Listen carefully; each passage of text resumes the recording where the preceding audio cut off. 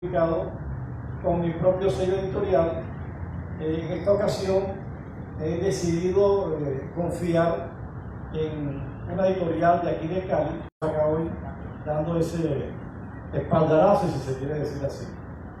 Soy un escritor de Cartagena, también soy poeta, periodista. ¿Me puede contar un cuento con poesía? Claro, mira, yo considero personalmente de que el poeta más grande que tiene Colombia es García Márquez, y es novelista. No es que nos han enseñado en los colegios de que la poesía es el formato poema, y no, la poesía no necesariamente tiene que caber en el formato poema, también puede estar en prosa, y en una frase está la poesía. Entonces no necesariamente hay que limitarla al esquema tradicional, como de los himnos, de los poemas tradicionales. No, también puede venir en prosa suelta. Y la idea es que la poesía toque, impacte, asombre, y esa es la poesía. Fíjate, eso que acabo de leer, tiene formato de cuento. Las Álvarez. Que lo que pasa es que yo creo que, por el respeto que se le merecen los docentes, estamos un poquito bastante atrasados en cambiar ya ese concepto de lo que es la poesía. La poesía trasciende el formato. Estoy buscando el texto para mostrarte cómo está escrito.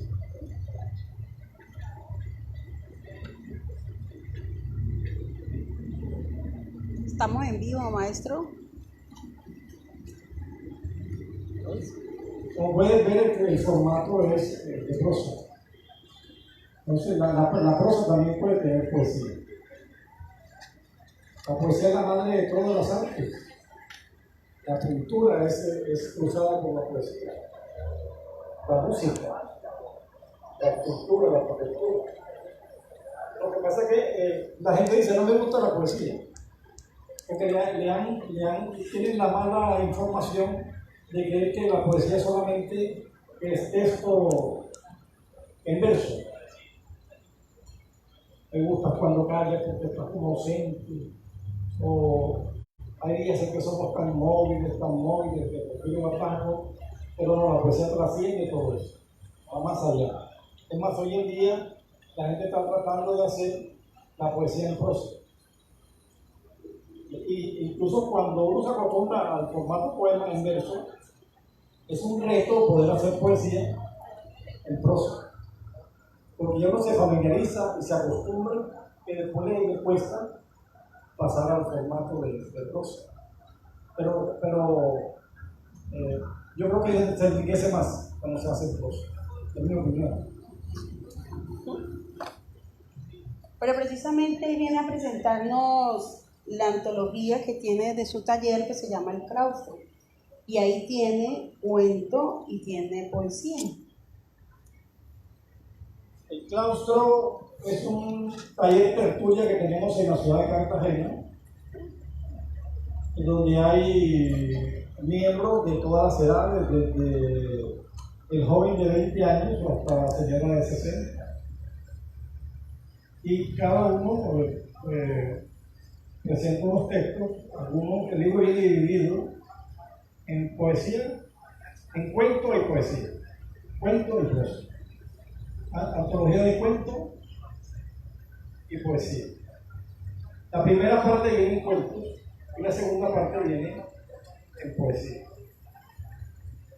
Como pueden ver, se llama El Claustro porque el taller funciona en lo que fue un convento en la ciudad de Cartagena. Ustedes saben que la ciudad de Cartagena, como ciudad histórica, presenta muchas edificaciones que fueron de la Iglesia Católica, sean conventos para monjas, o sean seminarios para hombres. Entonces, el claustro es una edificación antigua donde funcionó un colegio de monjas. Hoy en día funciona un museo, funciona un hotel y funciona una sede de la Universidad Autónoma de Nariño. Y aquí y ahí nosotros nos reunimos los sábados Y de ahí sale este libro, El claustro. ¿Por qué no nos lees alguno de los textos, por favor, maestro?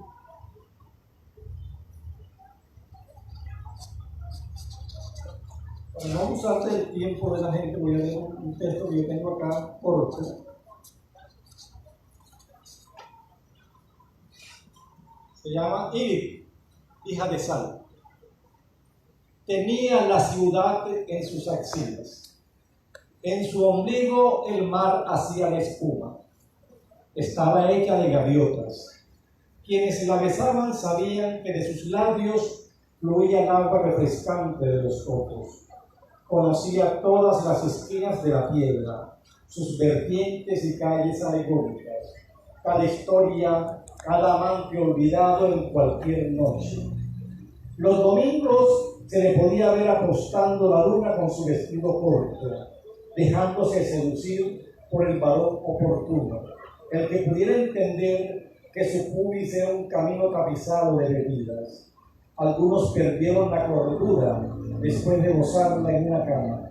No sabían, no comprendieron jamás que de ella únicamente podían tener breves instantes. Muchas mujeres la maldijeron, la seguían, la espiaban cuando entraba a los hoteles, le buscaban el nombre de sus maridos en la piel. Solo le encontraban trigo luminoso entre las manos. No había hombre ni mujer en su delirio. De su boca se escurría la libertad. En vano le ponían a sus pies los lujos. Ella se reía, amaba y regresaba lo obtenido. Un día supo que esperaba un hijo, una caricia con muchos padres que alegaban su lotería.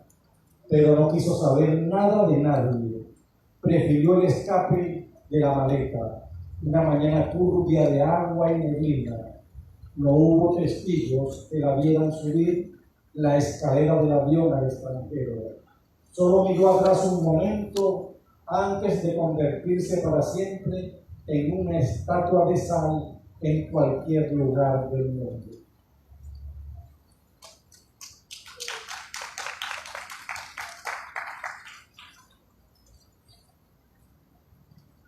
Aquí hay un cuento muy interesante de un chico de 20 años que es psicólogo, que está terminando psicología, que a mí personalmente me gusta mucho, incluso más que los míos.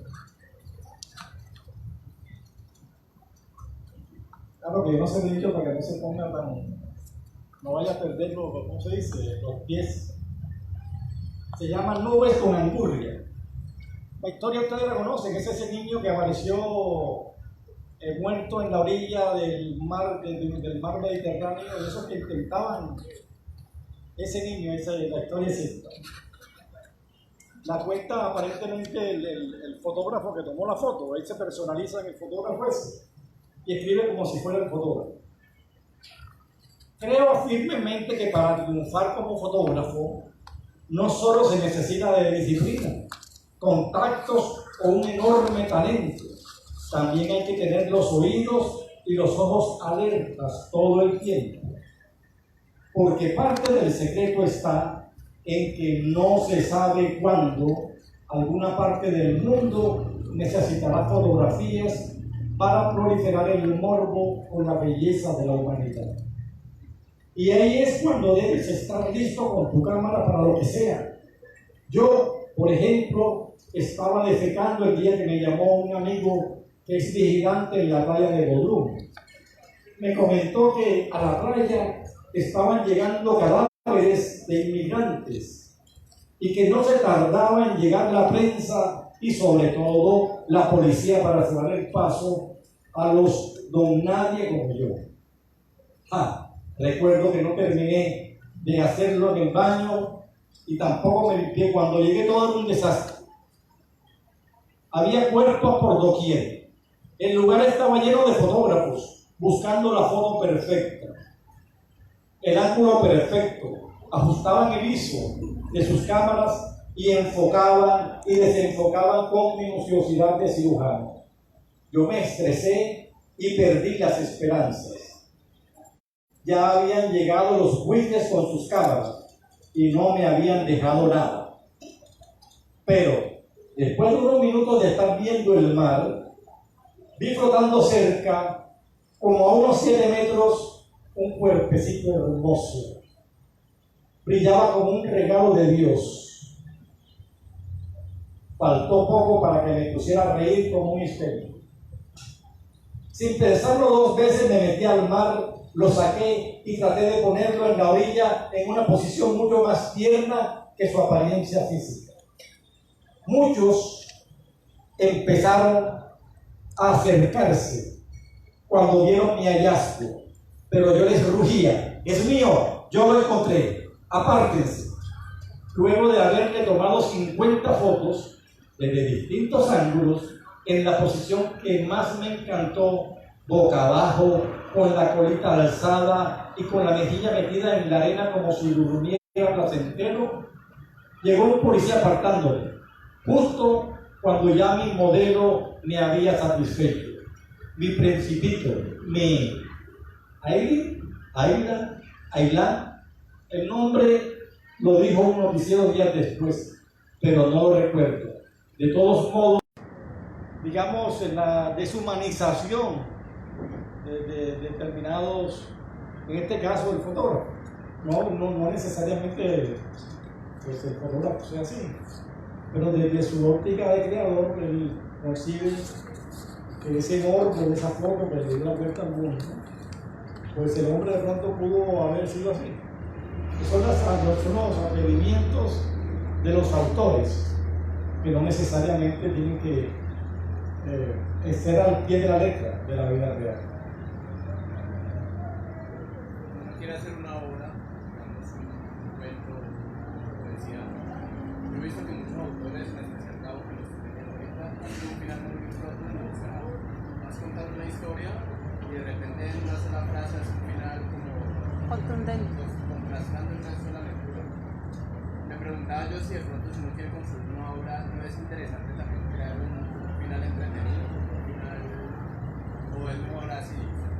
No, los finales, eso pasa por los gustos de cada creador. Cada creador va entrando en una especie de una tónica, en un estilo, digamos. Hay unos que dejan los finales abiertos, en los cuales uno no sabe cómo terminó. O sea, uno, como se dice en el argot, que sea el lector el que piense qué fue lo que terminó y lo que pasó ahí. Otros prefieren dejar el final bien cerrado para que el lector no tenga la posibilidad, sino ser yo, sin ninguna duda, que decida qué pasó ahí.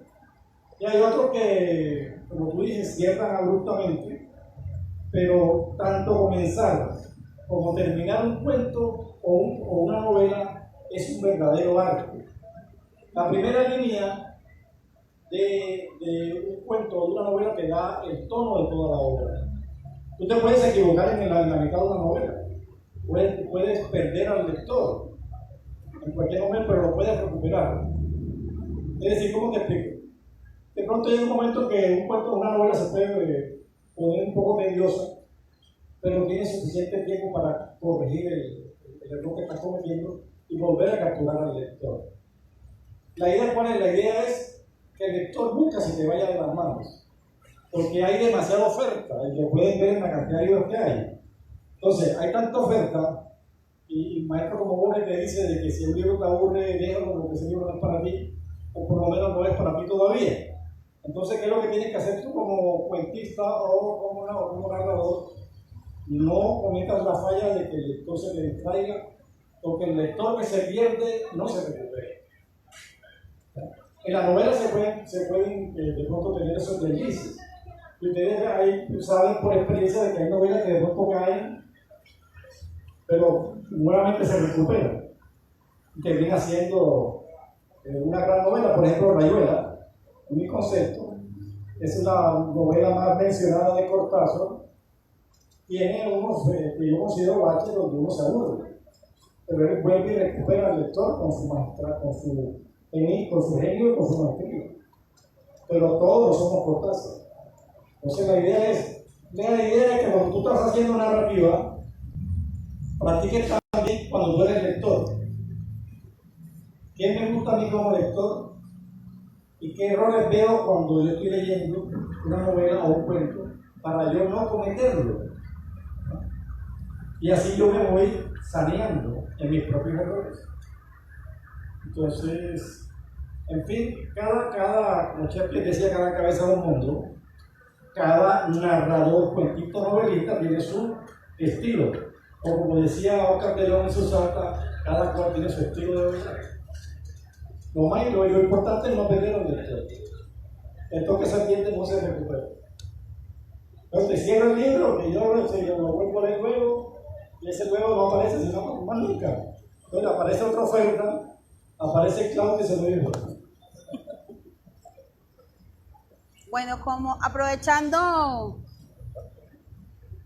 la presencia y antes de continuemos con las preguntas del maestro Juan Carlos Estes, yo quiero que él me lea de dos compañeros que también son escritores. Ya hemos hablado del libro de Francisco Pinzón Bedoya y de Débora Dante. Entonces, que él nos comparta un poema de cada uno. Y de Débora Dante, a ver, muestre que estamos en directo para el Face. Pero ella te hizo ese poema, por favor, compártelo. Yo voy a aprovechar aquí un texto que ella me dediqué, yo lo voy a aprovechar. Se llama Ven Poeta, al maestro Juan Carlos Estes. Y ese derecho que yo siempre estoy aprendiendo, yo no soy maestro. Ven a mi casa, trae tus miedos, tus luchas, tus alas rotas, trae tus sueños, los que te queden, los verdes, negros, quizás los de color rosa. Ven, poeta, ven al jardín que desde hace mucho ha florecido, pues la semilla que un poeta siembra no tendrá muerte, ni jamás tendrá el olvido. Débora Dante de Antioquia.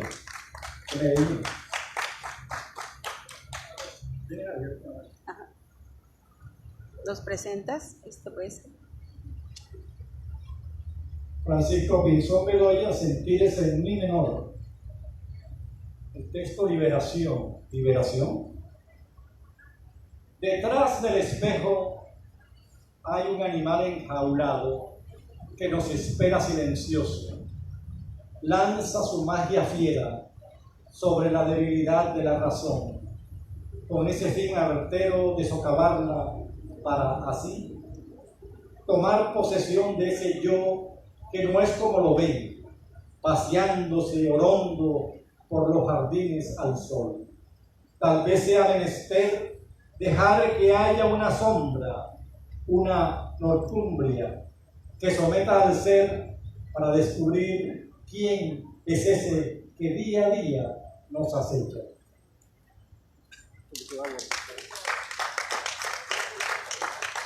Muchísimas gracias. Aprovechen que su tallerito va a hacer algunas preguntas. ¿Tiene algunas preguntas? ¿Alguien más tiene alguna pregunta? ¿Tu nombre cuál es? ¿Cuál? Gracias, Carlos Eduardo. Dile. ¿Cuál obra de todas ha sido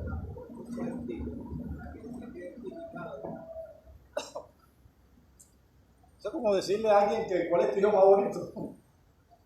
Yo no sé dónde dice, todos mis hijos son bonitos. Y a la par que... El azulito. ¿Sabes? Lo que es la poesía, lo que es el cuento, lo que es el microtexto. Por ejemplo, hay un microtexto mío que se llama Educación, que dice: el niño no ha ido a la escuela, pero sabe que una bala más otra bala son 2 hombres muertos. Ese es un microtexto. Porque es un reto. Yo siempre tuve el reto de tratar de decir en lo más breve de la expresión mucho. Yo soy, digamos, avaro con las palabras. Yo quiero que una, 2, 3 palabras signifiquen todo un mundo. Que yo no necesite decir, llenar hojas y hojas y hojas y hojas para decir una sola cosa, sino me encanta poder decirlo con poco. con poca palabra.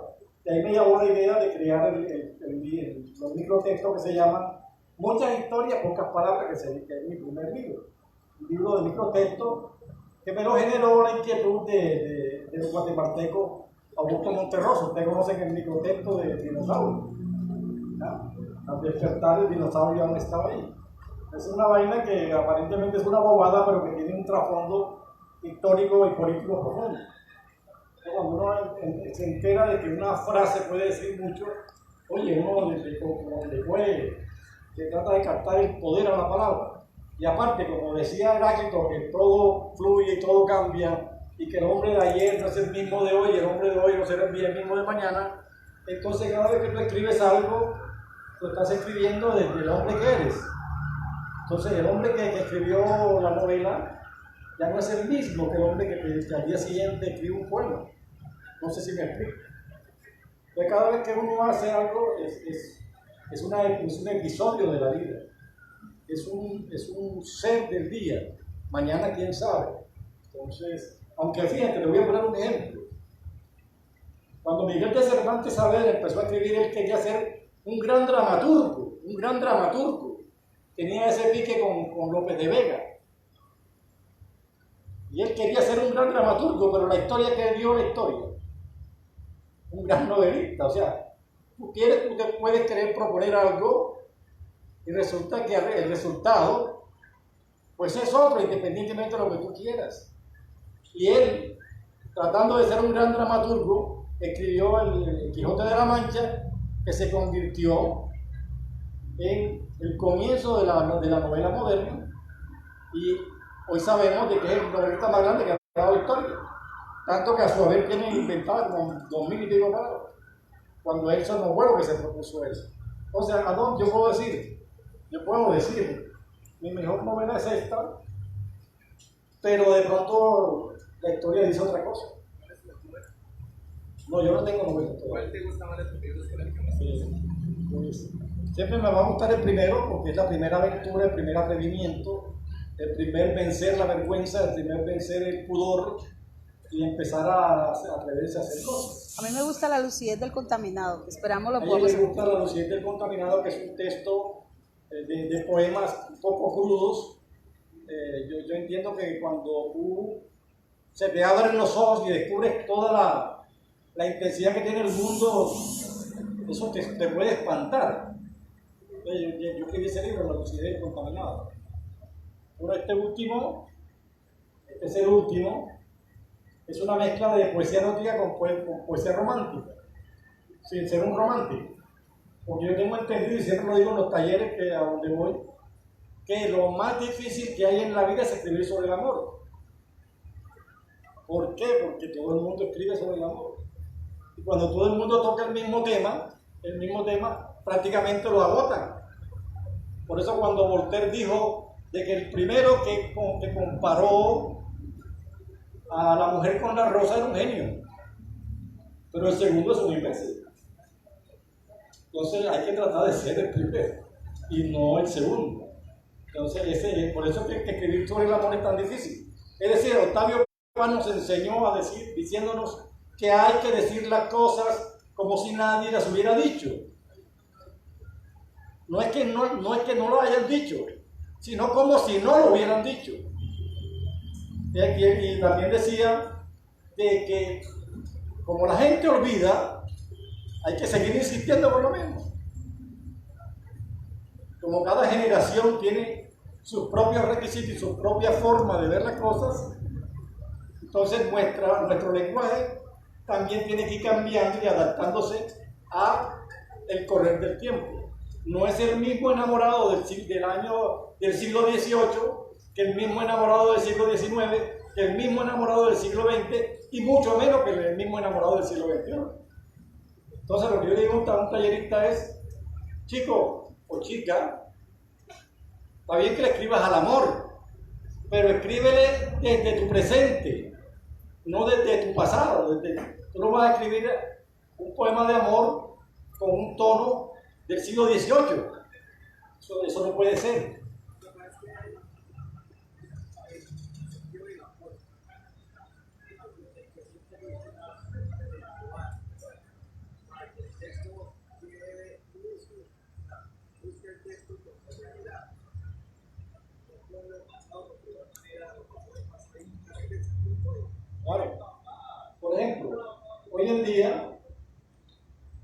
el respeto que me merecen los rimadores. Ya hoy en día no se está haciendo rima. Ya en el año veintitanto, ya Luis Vidal ya había empezado a hacer la poesía de verso libre. Ya Whitman, comenzando el siglo XX, ya había roto la rima. Entonces, ¿cómo todavía hay gente que pretende ser vanguardista haciendo poesía en rima? No, con todo el respeto que me merece. Y que sé que es algo muy difícil. Hacer poesía en rima es muy difícil.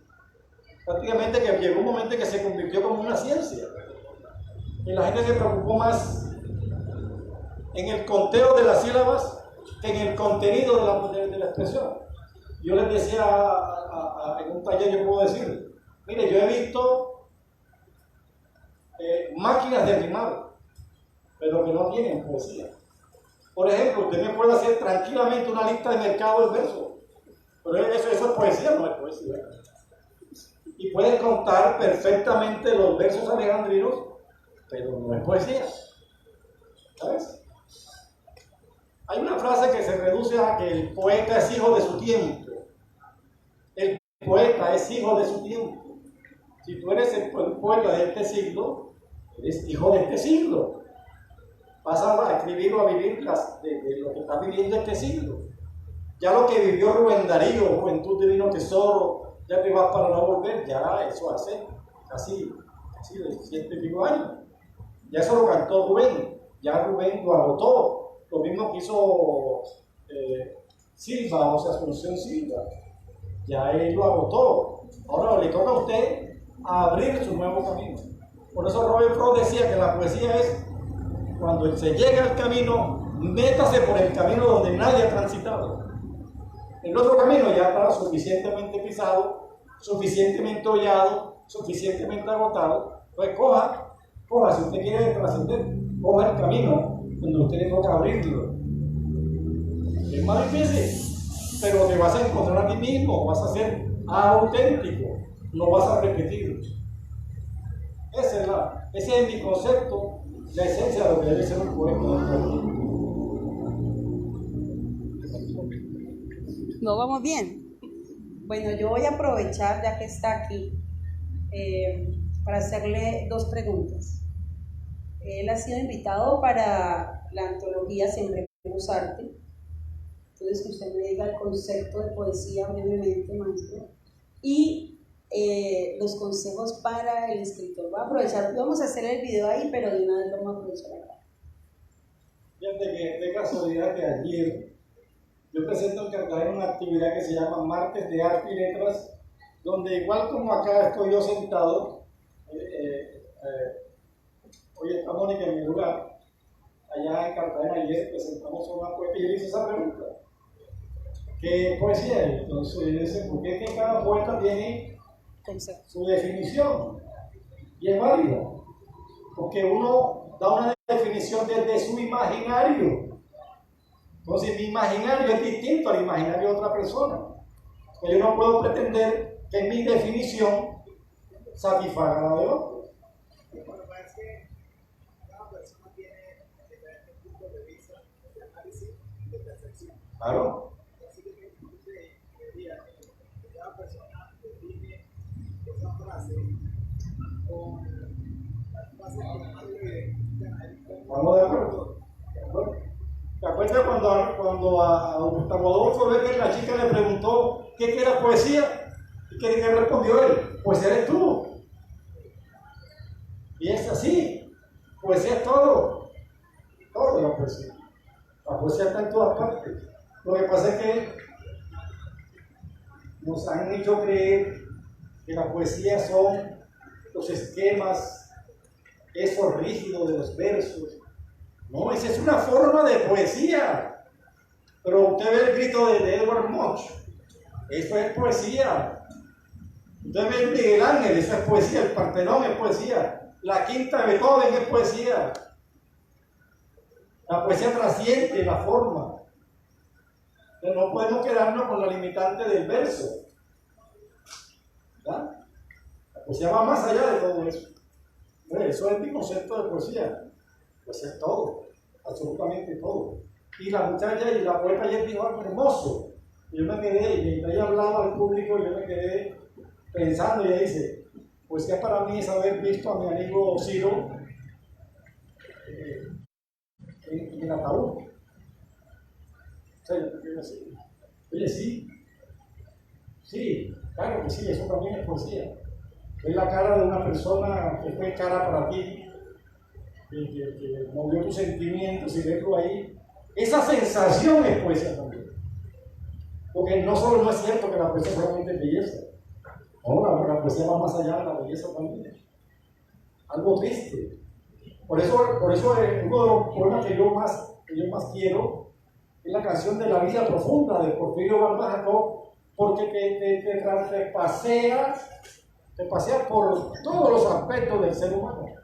Es de la tristeza, la alegría, en fin. Y ese verso que dice, ¿y acaso ni Dios mismo nos puede consolar?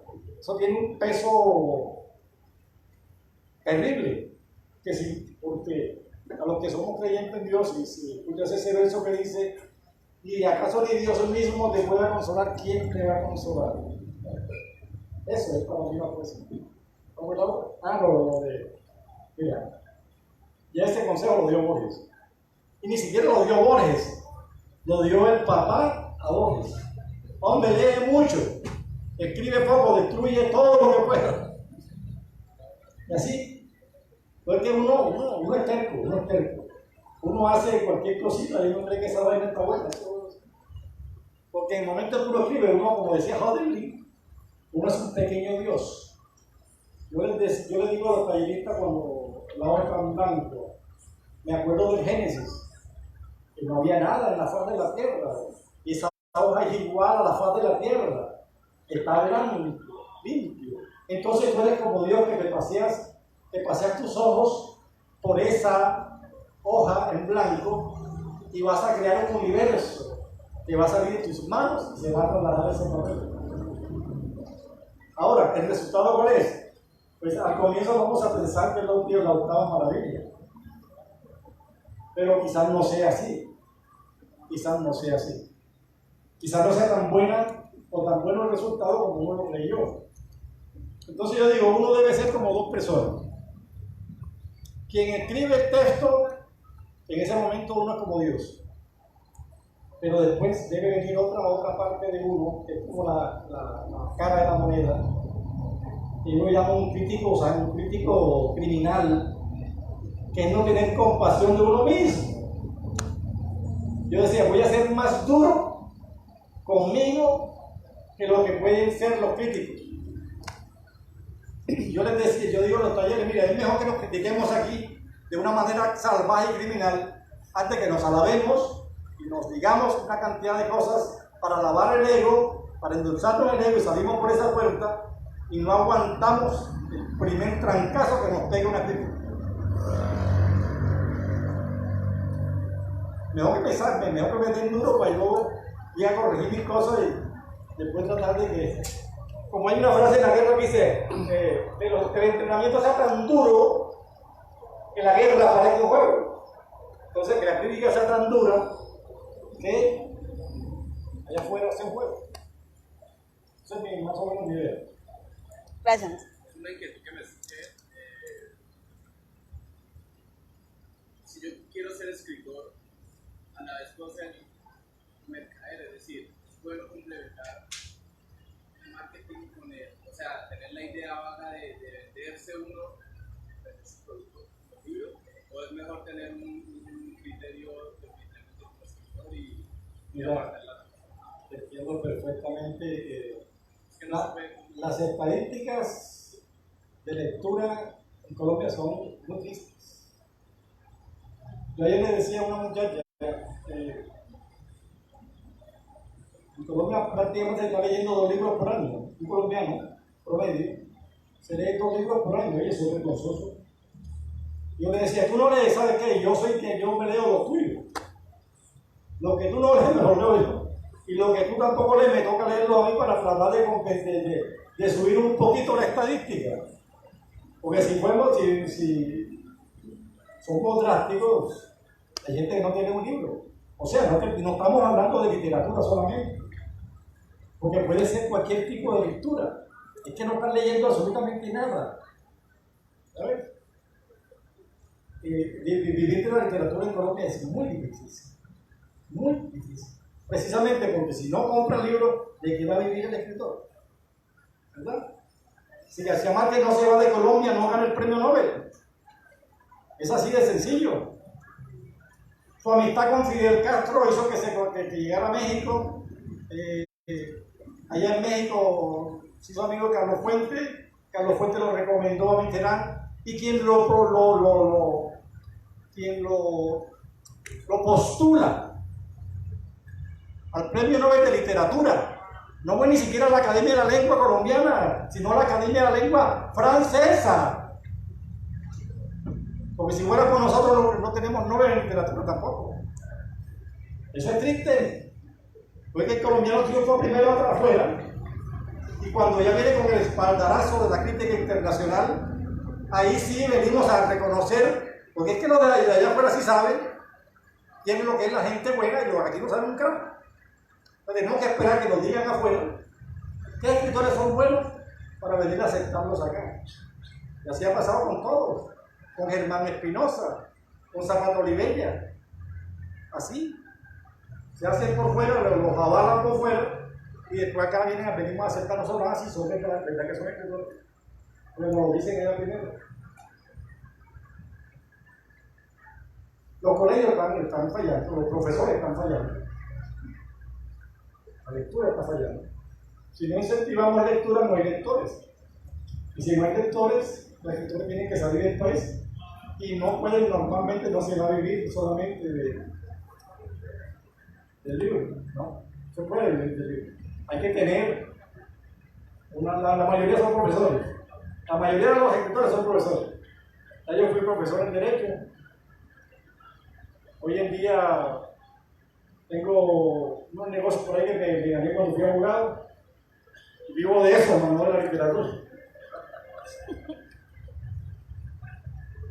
Si fuera por literatura, ya estuviera en la carrera.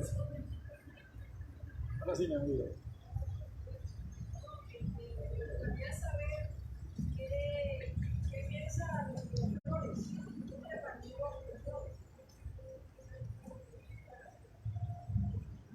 qué significa para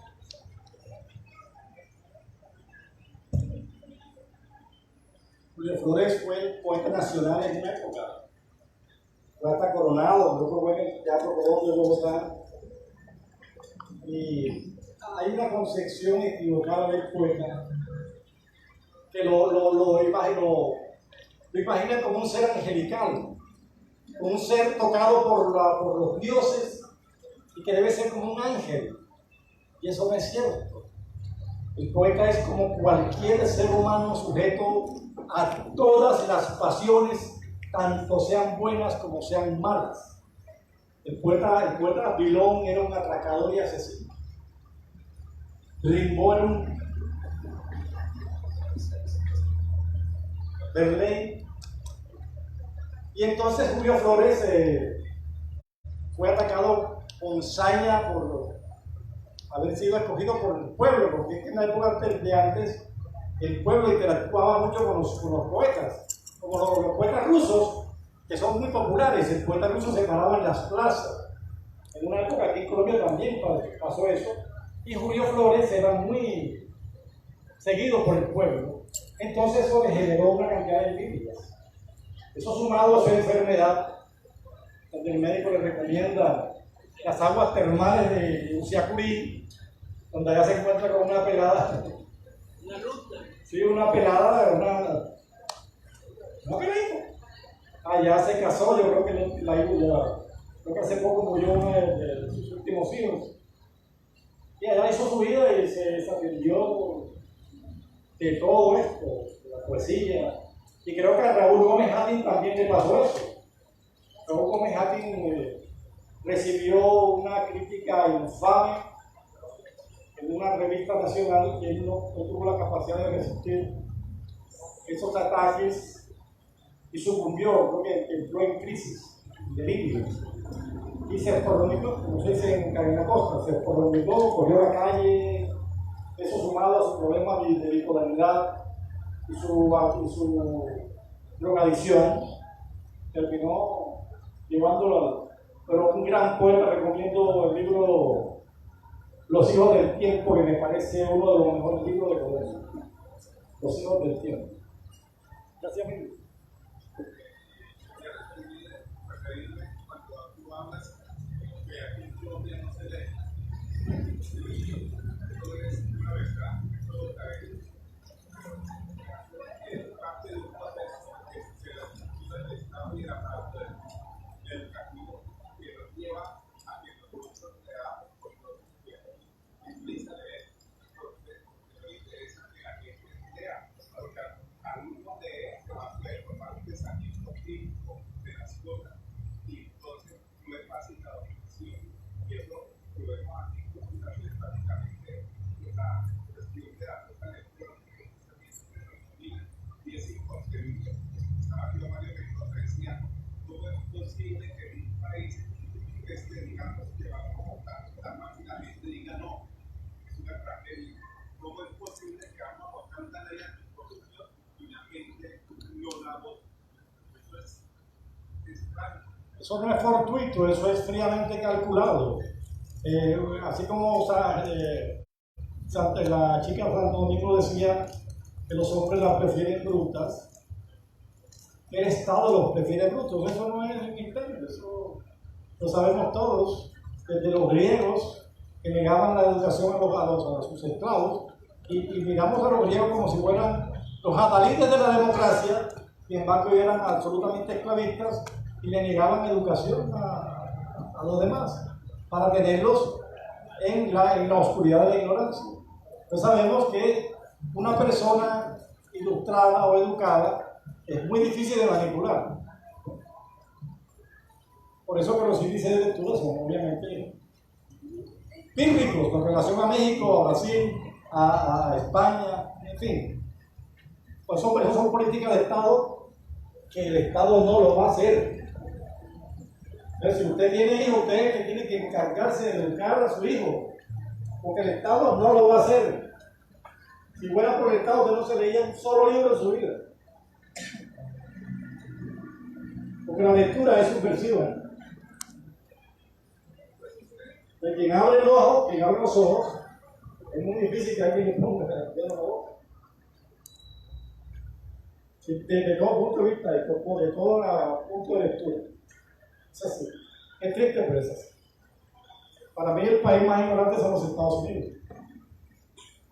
Ese tipo de que se levanta tiene 200, 300 canales a su disposición. Sin meter los cables privados. A toda hora hay un partido de basquetbol en televisión. A toda hora hay un partido de béisbol. O sea, hay una sobreoferta. El tipo no sabe que su país es la nación más endeudada del mundo. No lo sabe. ¿Quién la hace? Y la va a hacer Latinoamérica. Y ha sido delicioso, porque a mí me gusta hablar de literatura. Podemos quedarnos todo el día aquí. Bueno, terminemos con un texto.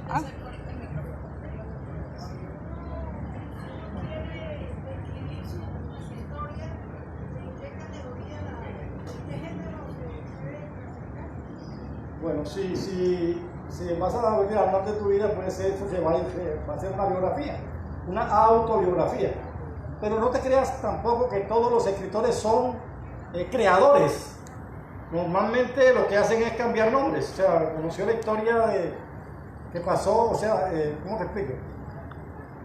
Son lo que hizo García Márquez en Crónica de una muerte anunciada, que lleva a la novela una historia, un hecho real. Por eso se llama Crónica de una muerte anunciada. Cambia el nombre, el vecino se llama Mario, tú le pones José. Si el vecino es hombre, tú le pones mujer. Si tiene 15 años, tú le pones 20. Es decir, una cantidad para distraer, y entonces cuentas la historia. Hay muchos trucos. Por eso cuando Gao ganó su Nobel, los periodistas corrieron a la casa de la mamá. Le preguntaban que dónde sacaban las historias. Y decía, yo no sé, pero yo sé que todo eso se lo contaron. A todos se lo contaba cagado. Pegaba, guardaba y escribía. Y cuando a Juan Rulfo le preguntaron por qué había dejado de escribir, respondió, porque la gente que me contaba las historias se murieron. ¿Sabes? En el caso, por ejemplo, que no le cuenta a nadie cuando Una autobiografía. Autobiografía. Biografía si te la escribe otro, autobiografía si la haces tú. Bueno, terminemos con un poema.